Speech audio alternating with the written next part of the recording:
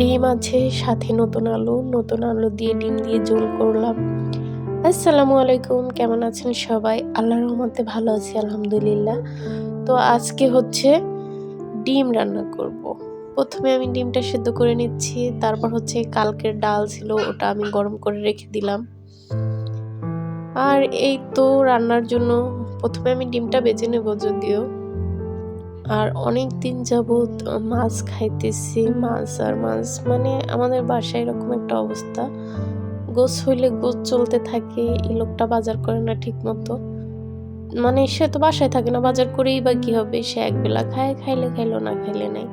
তো সেক্ষেত্রে ডিম হলে ডিম, মাছ হলে মাছ, গোছ হলে গোছ, এরকম একটা ব্যাপার চলতে থাকে।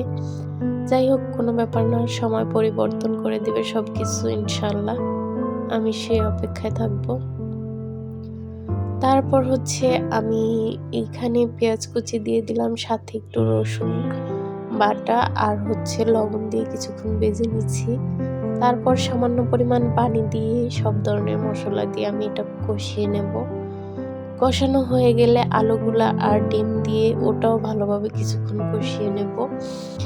আর হচ্ছে দিনটা কিরকম যেন গম্ভীর লাগতেছিল, আজকে ভালো লাগতেছিল না।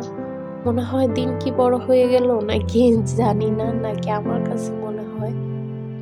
যাই হোক, আজকে মনে হয় ঠান্ডা অনেক কম, আমার কাছে ঠান্ডা লাগতেছে না একেবারেই। তারপর হচ্ছে এই তো আমি ডিম আলু দিয়ে দিলাম, এগুলা দিয়ে তারপর হচ্ছে আমি পরিমাণ মতো পানি দিয়ে দিলাম।